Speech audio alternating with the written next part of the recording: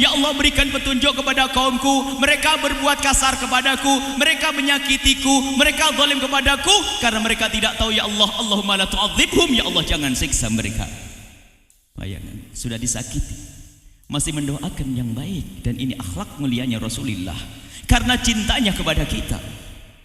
Banyak riwayat tentang perjalanan Nabi Muhammad yang luar biasa.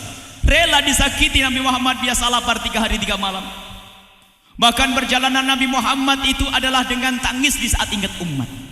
Yang diutamakan adalah umat beliau, yang penting umatnya selamat, umatnya selamat, umatnya selamat. Bahkan pernah Nabi Muhammad berdoa di saat beliau dalam keadaan sakit yang sangat, Nabi Muhammad berdoa, ya Allah selamatkan umatku. Kemudian dapat kabar gembira dari malaikat Jibril, absyir ya Muhammad, bergembiralah wahai Muhammad, bergembiralah wahai Rasulullah, umatmu sudah aman. Aman bagaimana? Umatmu sudah aman. Aman bagaimana malaikat Jibril? Aku sebentar lagi akan menghadap kepada Allah. Aku sebentar lagi menghadap kepada Allah. Aman bagaimana? Jaminan sepertiga umatmu akan masuk surga tanpa dihisap, tanpa ditanya. Semoga ini golongan kita semua, amin. Mendengar jawaban yang seperti itu, ternyata Nabi Muhammad bukan gembira. Di saat mendengar jawaban seperti itu, tiba-tiba Nabi Muhammad malah khawatir. Jibril, sepertiga masuk surga, lalu sisanya di mana? Yang diingat sisanya. Kemudian malaikat Jibril berkata, sepertiga lagi ya Rasulullah, sepertiga lagi ada salah-salah, akhirnya diampuni oleh Allah dan akhirnya juga masuk surga. Semoga ini golongan kita juga, amin. Dan tiba-tiba saat itu Nabi Muhammad suaranya lebih tinggi dari sebelumnya. Jibril, sepertiga sudah masuk surga, sepertiga lagi masuk surga, lalu sepertiganya lagi di mana?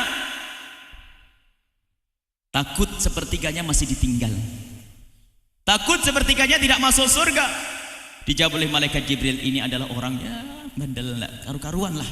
Akan tapi dia adalah ahli la ilaha illallah, yang di hatinya ada kecintaan kepadamu, maka akhirnya pun dia masuk surga.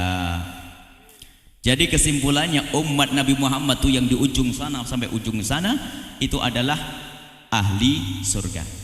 Semua umat Nabi Muhammad dijamin surga. Senang. Akan tapi ingat cerita selanjutnya ini.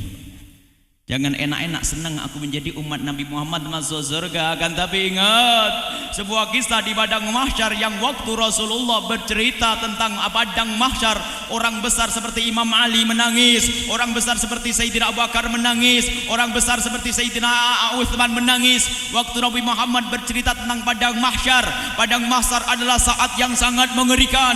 Manusia datang dengan model yang bermacam-macam. Ada yang berjalan merangkak lalu diinjak oleh yang lainnya, ada yang berjalan kepalanya di bawah, ada yang berjalan dengan lututnya, ada yang berenang di darah yang busuk. Bermacam-macam manusia di padang mahsyar nanti.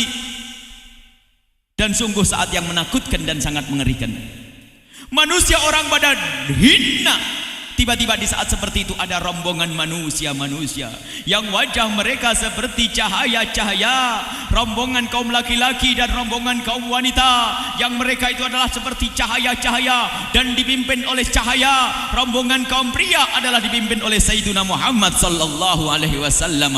Rombongan yang berjalan di atas kepala manusia meluncur menuju surga. Dan ketahuilah wahai para ibu dan adik-adik putri semuanya, rombongan wanita itu dipimpin oleh Sayyidat Fatimah Az-Zahra.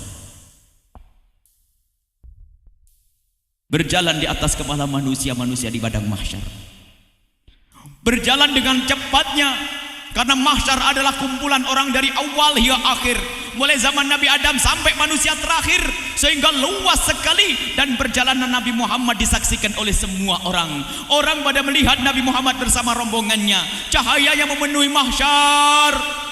Dan di saat Nabi Muhammad meluncur ke surga, tiba-tiba di saat seperti itu banyak manusia-manusia yang berkata, ya Rasulullah tunggu kami, ya Rasulullah tunggu kami. Nabi Muhammad